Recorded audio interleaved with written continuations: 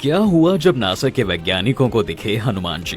मित्रों, सनातन धर्म हमेशा से ही यह मानता आया है कि हनुमान जी अभी तक जीवित हैं और इस पृथ्वी पर उपस्थित भी हैं। हिंदू धर्म ग्रंथों के अनुसार अश्वत्थामा, बलि, व्यास, हनुमान, विभीषण, कृपाचार्य और परशुराम ये 7 ऐसे चिरंजीवी पुरुष हैं जो आज भी जीवित हैं और किसी न किसी कारणवश आज भी पृथ्वी पर मौजूद हैं। परंतु विज्ञान इनकी उपस्थिति से इनकार करता हुआ आया था। लेकिन अब जब खुद नासा ने साक्षात हनुमान जी के दर्शन किए तो वह भी इस बात को स्वीकार कर चुका है। आइए विस्तार से जानते हैं इसके बारे में। हाल ही में दोस्तों नासा ने एक खोज की है जिसके अनुसार श्रीलंका के जंगलों में एक ऐसा कबीलाई समूह रहता है जो कि पूर्णतः बाहरी समाज से कटा हुआ है। उनका रहन सहन और पहनावा भी बिल्कुल अलग है। उनकी भाषा भी प्रचलित भाषा से अलग है। यह मातंग आदिवासी समुदाय है। वाल्मीकि रामायण अनुसार श्रीलंका के मध्य में रावण का महल था। नुवारा एलिया पहाड़ियों से लगभग 90 किलोमीटर दूर बांद्रवेला की तरफ मध्य लंका की ऊंची पहाड़ियों के बीचों बीच सुरंगों तथा गुफाओं के भंवर जाल मिलते हैं। यहाँ ऐसे कई पुरातात्विक अवशेष मिलते हैं जिनकी कार्बन डेटिंग से इनका काल निकाला गया है। लंका में स्थित नुआरा एलिया नामक पहाड़ियों के समीप रावण की गुफाएं, रावण फॉल, विभीषण का महल इत्यादि जीर्ण शीर्ण अवस्था में प्राप्त हुए हैं। नासा ने जब इनके बारे में अध्ययन करवाया तो पता चला यह सारे स्थल रामायण कालीन है। ऐसा माना जाता है दोस्तों कि जब प्रभु श्री राम ने अपना मानव जीवन पूरा करके जल समाधि ले ली थी तब हनुमान जी पुनः अयोध्या छोड़कर जंगलों में रहने चले गए थे। किष्किंधा आदि जगह भ्रमण करते हुए वे लंका के जंगलों में जा पहुंचे। उस वक्त तक लंका पर विभीषण का राज था क्योंकि विभीषण को भी चिरंजीवी होने का वरदान प्राप्त था।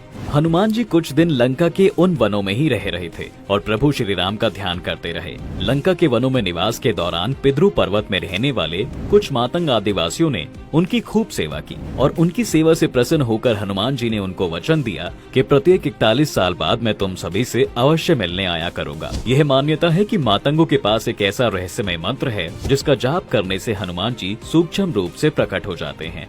वे आज भी जीवित हैं और हिमालय के जंगलों में रहते हैं। जंगलों से निकलकर वे भक्तों की सहायता करने मानव समाज में आते हैं। इस बार वह 41 वर्ष पूरे होने पर मातंगों को दर्शन देने आए थे। तभी उस क्षेत्र में उपस्थित नासा के कुछ वैज्ञानिकों को हनुमान जी के दर्शन करने का सौभाग्य प्राप्त हुआ। मातंगों का मानना है कि हनुमान जी को देखने के लिए आत्मा का शुद्ध होना बहुत जरूरी है। निर्मल चित्त के ही लोग उनको देख सकते हैं। मंत्र जाप का असर तभी होता है जब भक्त में हनुमान जी के प्रति दृढ़ श्रद्धा हो और उसका हनुमान जी से आत्मिक संबंध हो। इसके अलावा कुछ समय पहले ही नासा ने इंटरनेट पर मनुष्य के हाथों से बने पुल की तस्वीर इंटरनेट पर रिलीज की थी। नासा ने माना है कि रामेश्वरम से श्रीलंका के बीच आज भी इस डूबे हुए पुल के अवशेष मौजूद हैं। वाल्मीकि रामायण में इस पुल का उल्लेख राम सेतु के रूप में किया गया है। राम सेतु पुल आज के समय में भारत के दक्षिण पूर्वी तट के किनारे रामेश्वरम द्वीप तथा श्रीलंका के उत्तर पश्चिमी तट पर मन्नार द्वीप के मध्य चूना पत्थर से बनी एक श्रृंखला है। वाल्मीकि के अनुसार 3 दिन की खोजबीन के बाद नल और नील ने रामेश्वरम के आगे समुद्र में वह स्थान ढूंढ निकाला जहां से आसानी से श्रीलंका पहुंचा जा सकता है। उस स्थान से लंका तक का पुल निर्माण करने का फैसला लिया गया। उस स्थान को धनुषकोडी कहा जाता है। इसका नाम धनुषकोडी इसलिए है दोस्तों क्योंकि यहाँ से श्रीलंका तक नल और नील ने जो पुल बनाया था उसका आकार धनुष के समान था।